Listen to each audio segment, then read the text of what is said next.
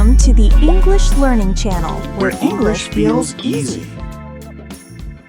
Hello, everyone. Welcome back to English Learning Channel. I'm Jack. And I'm Amelia. We're so happy you're here with us today. Today, we have something really special for you.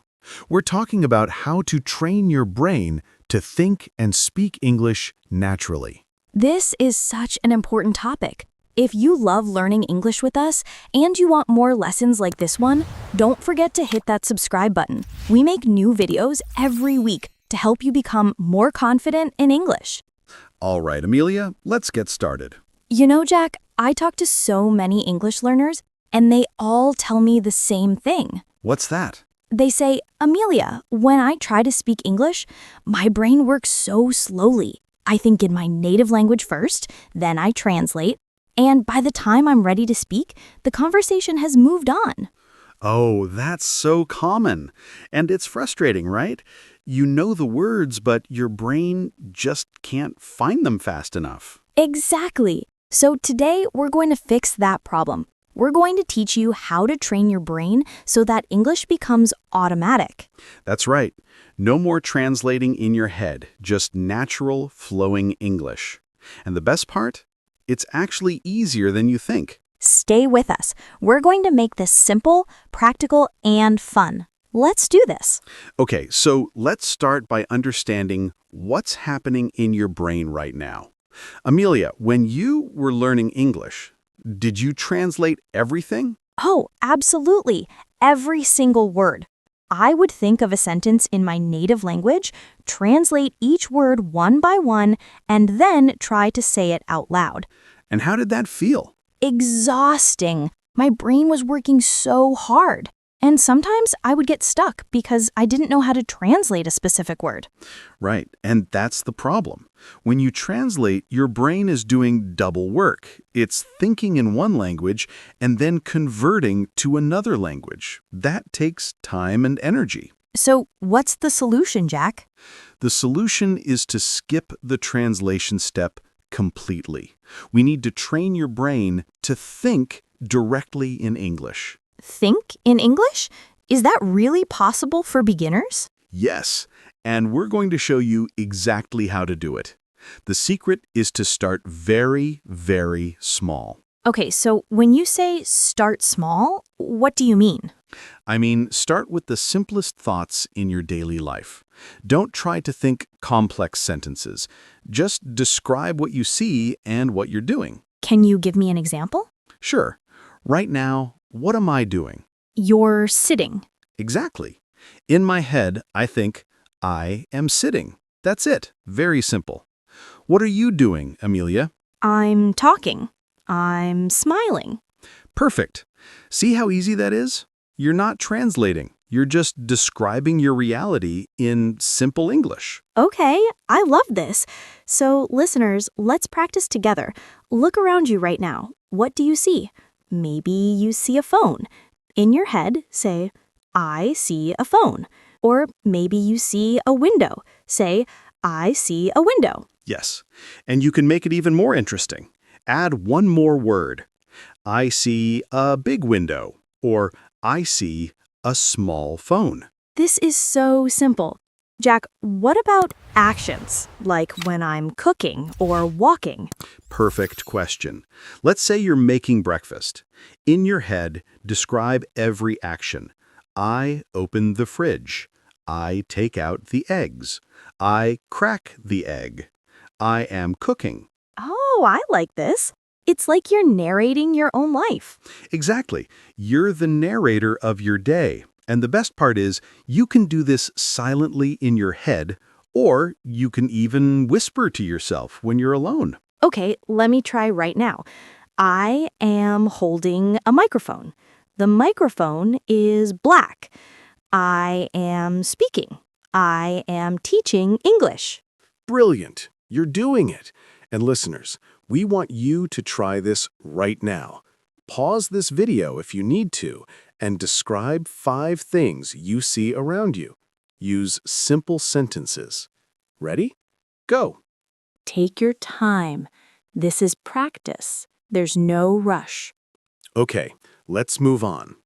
So, we've talked about describing things and actions. But Amelia, what about feelings and thoughts? Oh, that's a great point.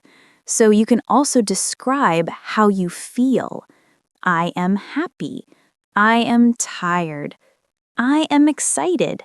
Yes, and this is so important because feelings are universal. When you connect the English word happy with the actual feeling of happiness, you don't need translation anymore. Right. You're not thinking, what's the word for happy in English? You just think, I feel happy.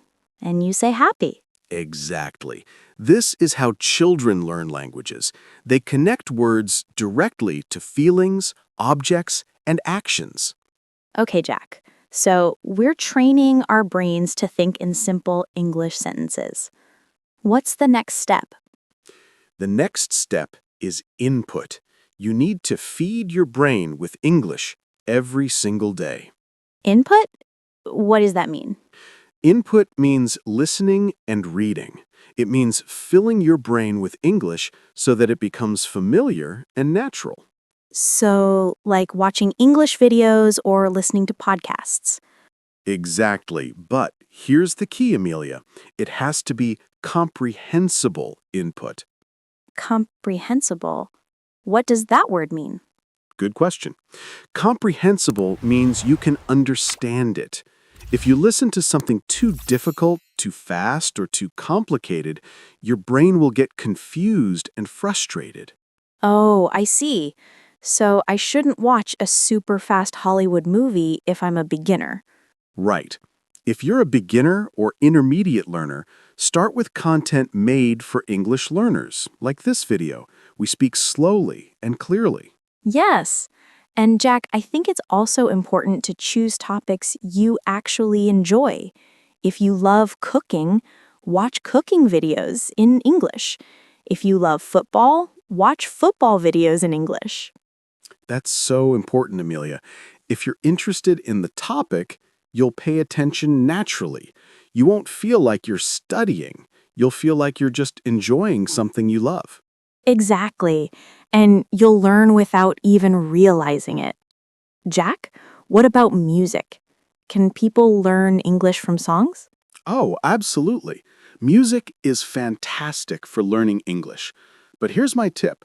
Choose songs with clear, simple lyrics. Not every song is good for learning. Right.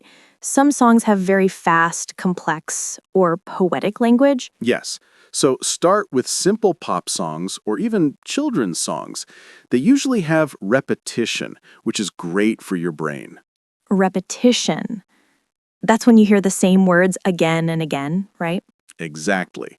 When you hear I love you 100 times in different songs, your brain learns that phrase deeply. You don't forget it. Okay. So, listeners, here's your homework. Find one English video or one English song that you really enjoy, something simple and clear.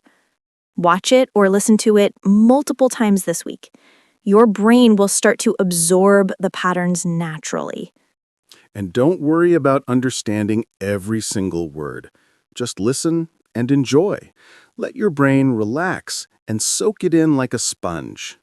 I love that, like a sponge. Okay, Jack.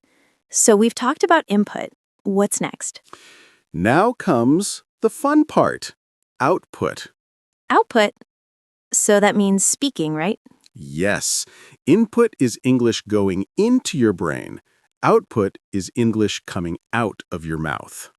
But Jack, a lot of people say, I don't have anyone to practice with. I don't have an English-speaking friend. What can I do?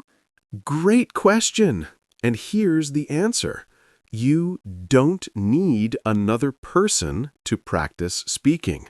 You can practice alone. Really? How? You talk to yourself. Talk to myself? People will think I'm crazy. No, no, no. You do it in private, in your room, in your car, in the shower, anywhere you're alone.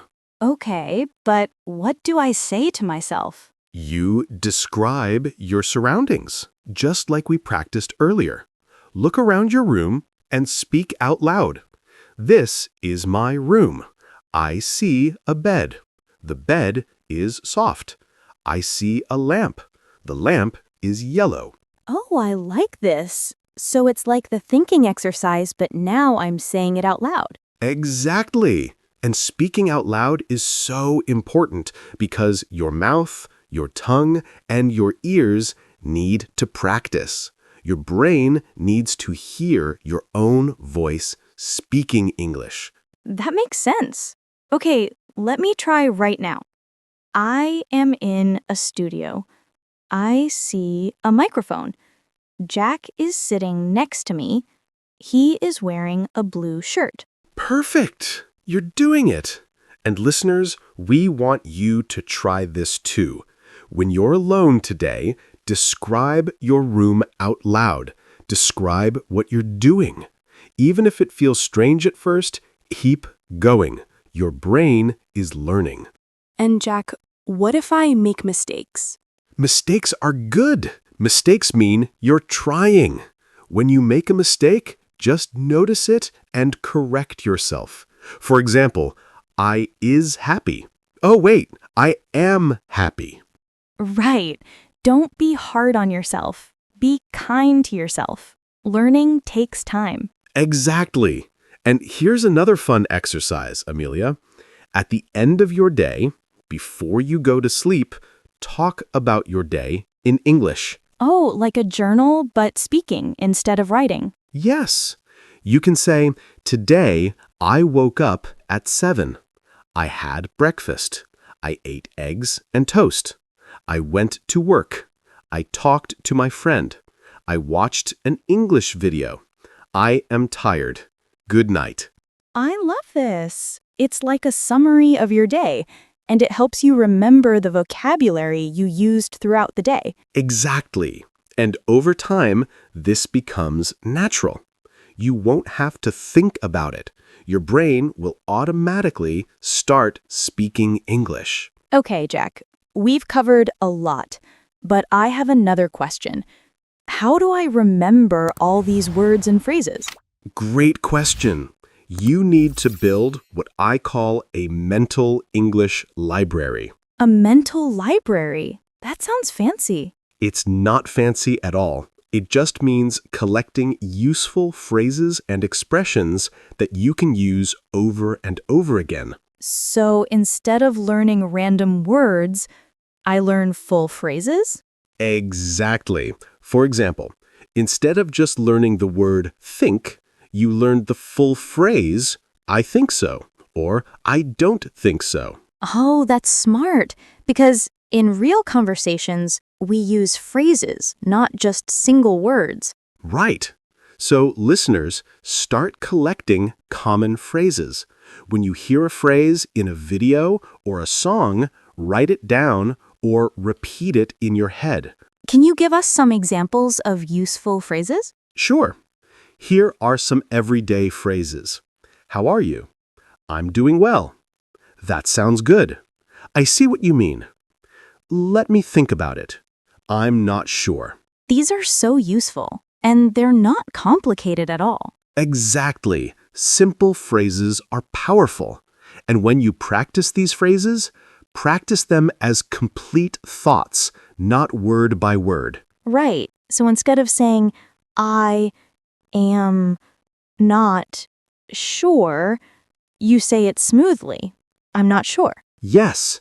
Fluency comes from practicing phrases as chunks, not individual words. Okay, listeners, here's a challenge for you. This week, collect 5 common English phrases, write them down, say them out loud 10 times each. Make them part of your mental library. And use them. Try to use them in your own speaking practice, even when you're talking to yourself. Jack, we've given so much advice today, but I have one last question. How long does it take to train your brain to think in English? Ah, the big question. And the honest answer is, it takes time. It's not something that happens overnight. So I won't wake up tomorrow thinking in English. Probably not. But if you practice every day, even just 10 or 15 minutes, you will notice progress. So consistency is more important than studying for hours and hours. Absolutely. 15 minutes every single day is better than 3 hours once a week. Your brain needs regular practice to build new habits. That's such a relief because a lot of people don't have 3 hours every day to study. Exactly. And here's the thing, Amelia. Learning a language is a marathon, not a sprint. You need patience. Be patient with yourself. Be kind to your brain. Yes, celebrate small victories. If you successfully described your room in English today, that's amazing. If you understood a full sentence in a video, that's progress. I love that. Progress, not perfection. Exactly. And remember, mistakes are part of learning. Every time you make a mistake and correct it, your brain is getting stronger. So true. Jack, I think we've covered everything. Should we recap? Yes, let's do a quick recap for everyone. All right, so here's what we learned today. Step 1. Start thinking in simple English sentences throughout your day. Describe what you see, what you do, and how you feel. Step 2, surround yourself with English input. Listen to simple podcasts, watch videos you enjoy, and listen to music with clear lyrics. Step 3. Practice output by speaking to yourself. Describe your surroundings, talk about your day, and don't be afraid to make mistakes. Step 4, build your mental English library by collecting useful phrases and practicing them as complete thoughts. And step 5. Be consistent and patient. Practice a little bit every day and celebrate your progress. If you do these 5 things, your brain will start to think in English naturally. It might take weeks or months, but it will happen. And it will feel amazing when it does. Trust the process. Before we wrap up, we want to remind you that learning English is a journey. Keep going. You're doing great. And if you want more tips on building your confidence and speaking more naturally, we have another video that you're going to love. It's called How to Speak English Confidently Without Fear. We'll put it in the description for you. Check it out after this one. It's one of our most popular videos, and it's full of practical advice. All right, Jack, I think that's everything for today. It was a great lesson, Amelia. I hope everyone learned something useful today. Me too. And listeners, we have a question for you. What's your biggest challenge when speaking English? Do you translate in your head? Do you forget words? Leave a comment below and tell us. We read every comment. Yes, we do. And if this video helped you, please give it a thumbs up. It really helps us reach more English learners like you. And don't forget to subscribe to English Learning Channel if you haven't already. We make new videos every week to help you improve your English in a fun and natural way. All right, everyone. Thank you so much for watching and learning with us today. Remember, progress takes practice, not perfection. Keep practicing, stay positive, and we'll see you in the next lesson. Bye, everyone. Bye. Happy learning.